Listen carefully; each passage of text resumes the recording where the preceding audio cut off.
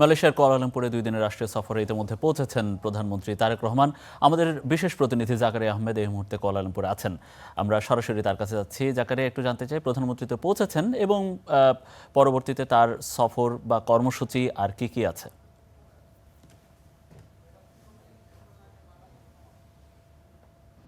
আমরা যতটুকু জানতে পেরেছি, তিনি মিনিট 10 আগে মালয়েশিয়াতে এসে পৌঁছেছেন প্রধানমন্ত্রী তারেক রহমান।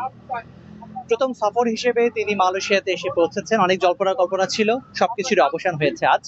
তিনি তার স্ত্রী জুবাইদা রহমানকে সাথে নিয়ে মালয়েশিয়াতে এসে পৌঁছেছেন। আর কিছুক্ষণের মধ্যেই তিনি আমার পিছনে যে শাংগ্রিলা হোটেল, সেই হোটেলে আসবেন এবং এখানেই উঠবেন। এই হোটেলে আজকে তার কোনো রাষ্ট্রীয় কর্মসূচি নেই, আমরা জানতে পেরেছি। আজকে এখানে যারা মালয়েশিয়ায় প্রবাসী বাংলাদেশি রয়েছেন তাদের সঙ্গে একটি মত বিনিময় হওয়ার কথা রয়েছে। সেটি হয়তোবা আনুষ্ঠানিকভাবে তিনি একদমই ক্লোজ ডোর কিংবা রুদ্ধদ্বার বৈঠক করবেন, মানে বৈঠক নয় ঠিক সেটি, এখানে যারা বাংলাদেশির প্রবাসীরা রয়েছেন তাদের সঙ্গে তিনি মত বিনিময় করবেন। সেখানে গণমাধ্যমের প্রবেশ কিছুটা সংরক্ষিত করা হয়েছে।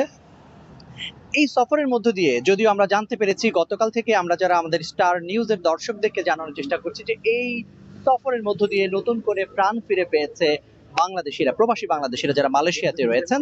কারণ দীর্ঘদিনের তাদের নানা সংকট, নানা সমস্যা, সেই সমস্যার সমাধান কল্পে প্রধানমন্ত্রীর এই সফর একটি আলোর দিশা হিসেবে কাজ করবে, এইরকম প্রত্যাশায় তারা অপেক্ষা করছেন। সে অপেক্ষার প্রহর শেষ হতে চলেছে, শেষ হয়ে গেছে বলা যায়। তিনি পৌঁছেছেন ইতিমধ্যেই, কিছু দিক নির্দেশনা দেবেন। আমরা কিছুটা জানতে চাই যারা প্রবাসী বাংলাদেশি রয়েছেন তাদের মধ্যে একজন জনাব জাহাঙ্গীর, তার কাছে জানতে চাইবো আপনাদের যে সমস্যাগুলো রয়েছে প্রধানমন্ত্রীর এই সফর ঘিরে, সেই সমস্যার সমাধানে কতখানি স্বপ্ন আপনারা দেখছেন।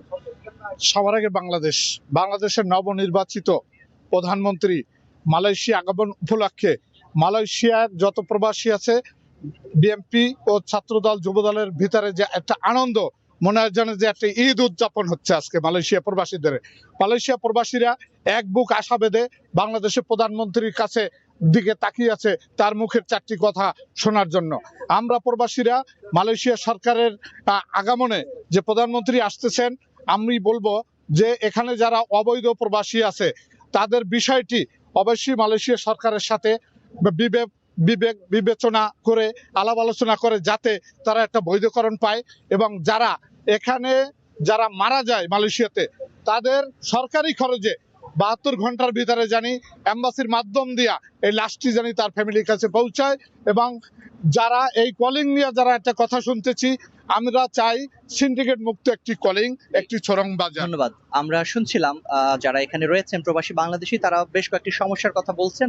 আমরা এর আগে অনেকের সঙ্গে কথা বলছি। এটি আসলে একজন মানুষের গল্প নয়, বরং 12 লাখ বাংলাদেশের যারা এখানে আছেন প্রবাসীরা, তাদের প্রত্যেকের কথাই এই সফরের মধ্য দিয়ে নতুন আশার যে দিগন্ত রেখায় যেটি শুরু হয়েছে, আলোর রেখা তারা দেখতে পাচ্ছেন, সেটি সফল হবে।